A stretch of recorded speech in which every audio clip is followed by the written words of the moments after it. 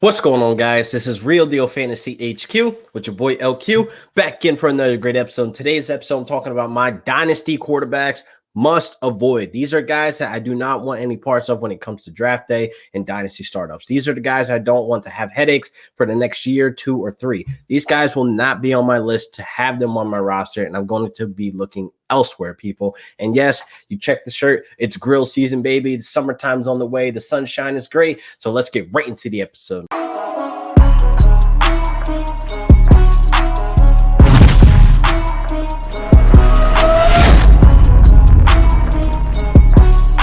Yeah, so I'm just hyped that it's grill season, people. I mean, I got the the palm tree shirt on. I'm feeling the vibes. I'm feeling the vacation vibes, even though I'm still here in Jersey and it's raining today. But still, I managed to cook on the grill today, so it's a good thing that came out of it. But anyway, eat good, live good, and drink good as well, people. But we are here to talk some dynasty fantasy info, people, advice, I should say. But anyway, dynasty quarterbacks that are must avoid. These guys are not on my list to have on my roster. These guys I will just steer clear, as best as I can, even if they fall to in a value. So I'm going to be covering, dynasty, startups, basically 1 quarterback or 2 quarterback leagues, aka super flex or whatever the case may be. But these guys I do not find, attractive to be on my roster. So let's jump right into it. First up, I got Russell Wilson that I will be avoiding for the simple fact there's a lot of drama going on right now. At one point, in free agency, we thought that he would end up with the Bears, that he would be leaving Seattle to go elsewhere. And then there was like Denver talk and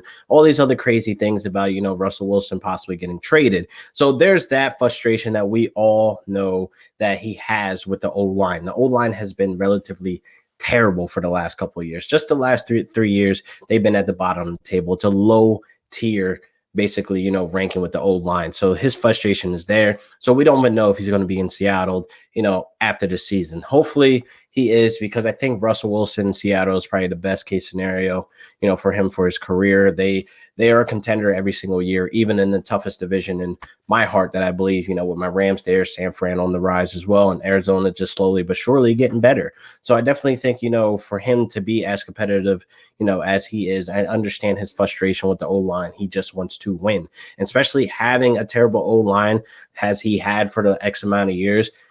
I don't want to say it, but knock on wood, like Russell Wilson's due for injury, basically, if this O-line continues to play very poor at the bottom of the table. But that is not my core piece of why I don't run Russell Wilson in startups.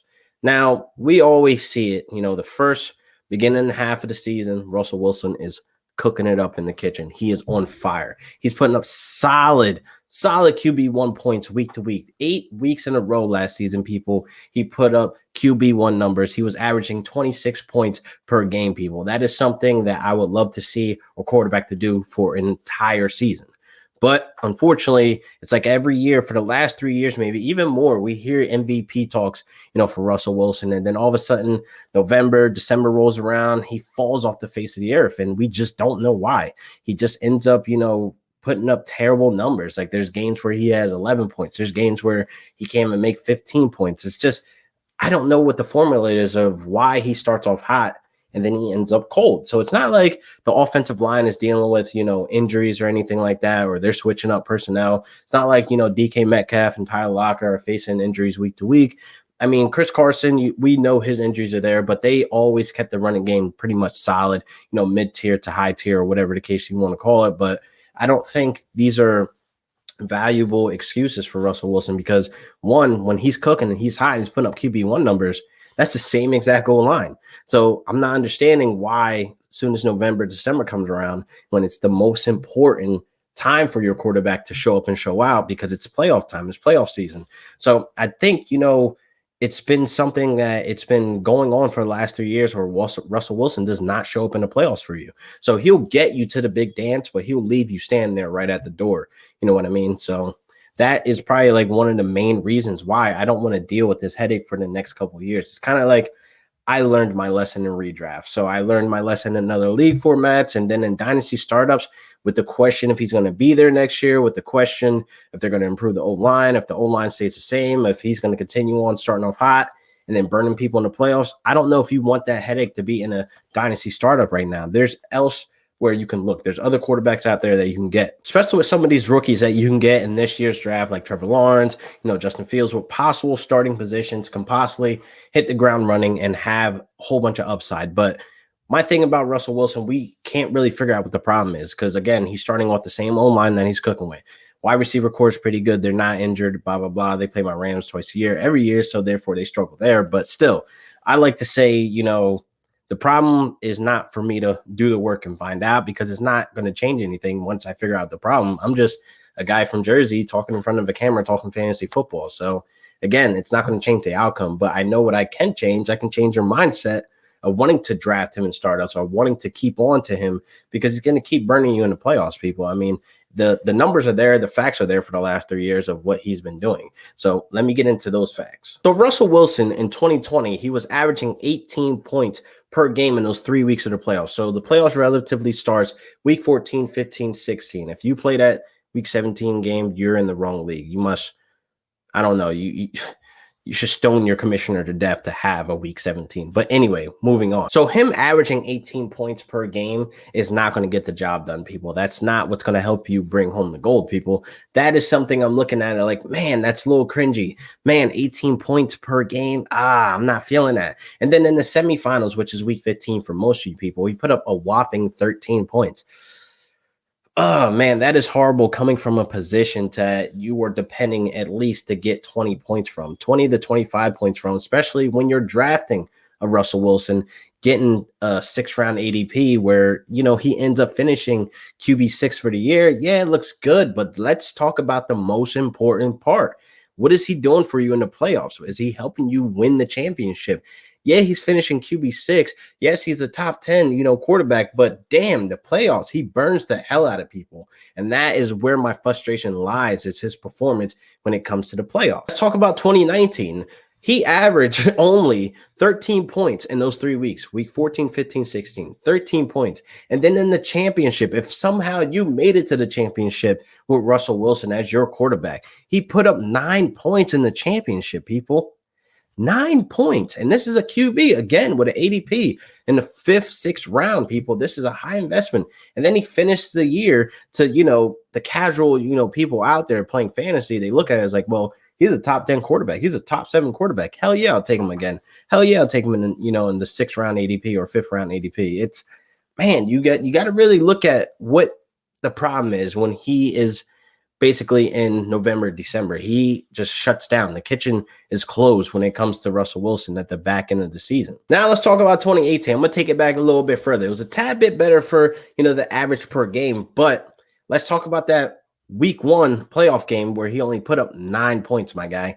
9 points. You possibly got kicked out in that round to where you're just looking at it like, my quarterback just put up 9 points. It's terrible. You have to deal with this with Russell Wilson. It's been the past 3 years, people. So what do you think is going to happen this year? Nothing's really changing. The O-line is still terrible. Pete Carroll's still there, wanting to run the ball, throw the ball, air it out, let Russell cook, blah, blah, blah. But it's like, man, Russell Wilson cannot be the guy for me if I'm thinking about playoffs. He cannot be the guy for me if I'm thinking about bringing home the gold. Like I said, he'll take you to the dance, but he's leaving you there right at the door. So before we get into the next topic, for all the IDP players out there, I definitely think you will benefit from this next ad, and hopefully it helps you bring home the gold, people. What's good, IDP Army? It's Jordan Rains, and quickly I want to tell you guys today about the big project I've been working on, the Ultimate IDP Index.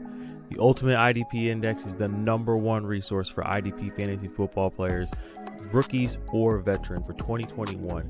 Inside, you're going to find contract information, tiered IDP rankings, detailed player production profiles going back to 2017, suggested trade values, and a whole lot more, including unique write-ups, unique videos that will only be available within the Ultimate IDP Index. But to me, probably the most valuable thing is the fact that the trade value estimation tool is going to be updated weekly, so you'll always be aware of what a player is worth in your Dynasty League at any given moment.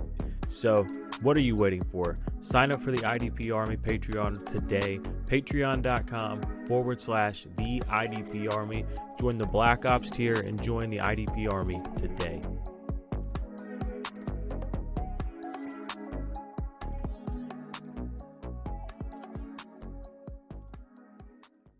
So for the next guy that we're talking about is Jared Goff. This should be clear as day why he's a must avoid. I definitely don't think, there's a lot of people. I don't think a lot of people are out there campaigning, the draft Jared Goff, but this should just be obvious. There's still that small percentage of people that are out there that will possibly run across the video and have, the answers that they're looking for if they should take Goff or not in startups at all. No, Goff has always been a streamer. We're 3 years removed from his best season, his best career, numbers where he finished QB6. That was just out of nowhere. Always to me, I felt like Goff was a top 15 quarterback. But man, he's now in Detroit. This is going to be an all-time worst. So relatively nobody's ever happy about being in Detroit. And as a fantasy owner, I don't draft much Detroit players unless it's TJ Hawk, but unless they're at good value, of course. But man, Jared Goff over there, it does not look good for startups. He should just go undrafted, honestly. They have 0 wide receivers. Even if they go to the draft, they bring in a wide receiver, a young prospect. I do not think that changes the outcome or the outlook, for the Detroit Lions outcome for them to be winning games with a wide receiver core, what they have basically. The only wide receiver I could really name right now that would possibly be the wide receiver one right now is Rashad Perriman. And man, what are we really talking about? So TJ Hawk is still there as well, and Swift is still there as well. But man, I don't feel like Jared Goff can be serviceable at all at this point. He was serviceable with the Rams, and he showed us that he still had struggles, the long ball communication between him and, McVay. Goff just not showing heart, not wanting to take the hit, not wanting to read defenses correctly, et cetera, et cetera. Just poor decision-making overall with Jared Goff, and all that is getting carried over to Detroit. So yeah, so not much is going to change with a new system, a new head coach, offensive coordinator, et cetera, et cetera. I'm pretty sure the new head coach is not going to hold Jared Goff's hand as tightly as, Sean McVay did. So there's that aspect of things as well. We might see Goff at a all-time low this season. I mean, he doesn't really have much help there. The defense is still a bottom tier defense, bottom of the table, defense, not doing much help for the offense that is probably going to struggle to move the ball. So I really don't see the point of drafting Jared Goff. I really don't see you taking a late round flyer on Jared Goff either. So if anything, he'll probably be a QB4, but who's rostering 4 quarterbacks in Superflex right now? If you are, you're just a sick prick. But I really feel like, Jared Goff should go undrafted this year. He's definitely a must avoid for me. He has no love for me right now, even though he's behind me. But still, we had good memories. Not really. But I definitely think, you should think about your choices at quarterback, late round flyers, somebody like Fitzpatrick, Winston. All these guys are a step up, from Jared Goff and his situation over there in Detroit. So please just avoid Goff at all costs. So next up, I got my boy. I say my boy for now, but he has a lot going on right now. Deshaun Watson, he is my avoid right now in startups. So much drama going on with Watson, and he's not necessarily on this list for his talent because it's definitely not his talent. He finished number 1 in passing yards last season, people.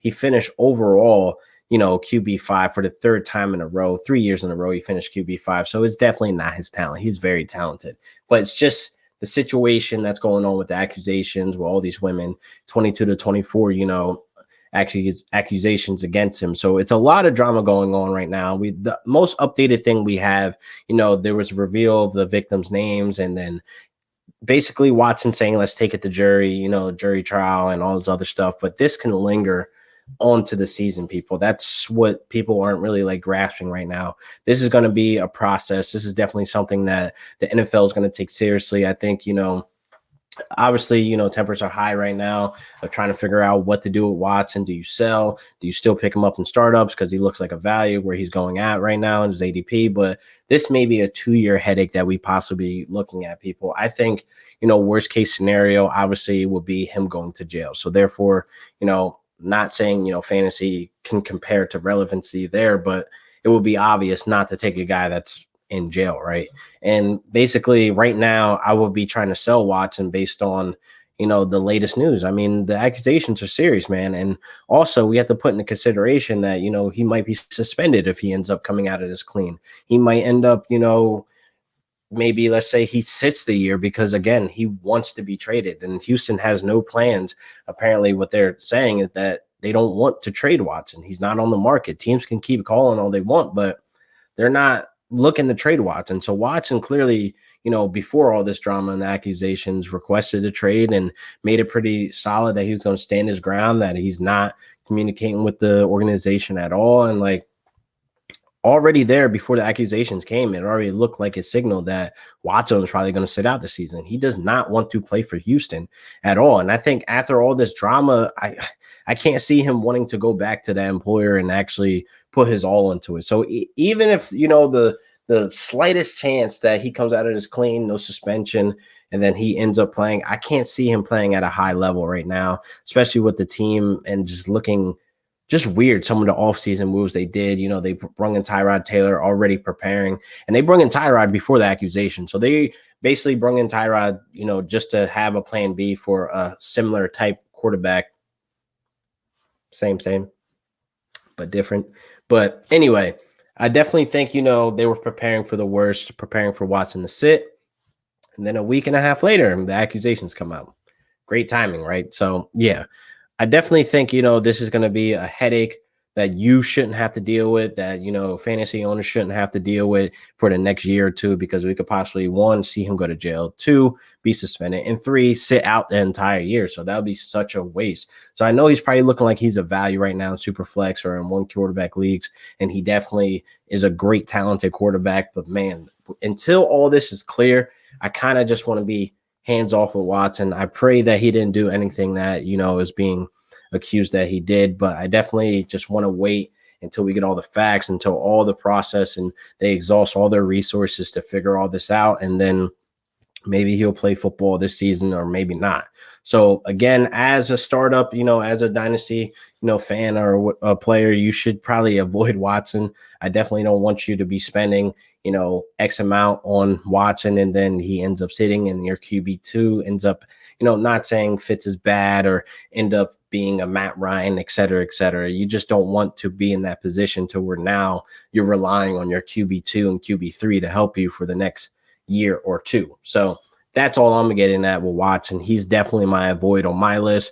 My personal feeling, I feel like he doesn't want to play for the organization at all. So I don't plan on seeing him playing football this year. So if you're in a startup and you're in a semi-win now, I kind of feel like with the quarterback, I'm always in a win now situation with the quarterback position, but I really feel like you need to just look at other options there, because there's plenty out there that can help you for the next year or two, or maybe 3 to 4. There's young prospects, young rookie prospects, second year quarterbacks, new faces in different locations quarterbacks. So I definitely think you should reevaluate your Watson stock and reevaluate your interest in Watson. So that's all I got on him. So this wraps up another great episode of Real Deal Fantasy HQ. Hopefully you guys enjoyed the episode. Leave a comment below on what you guys think. And I definitely want to see you guys next week for another great episode of Real Deal Fantasy HQ with your boy LQ. Peace.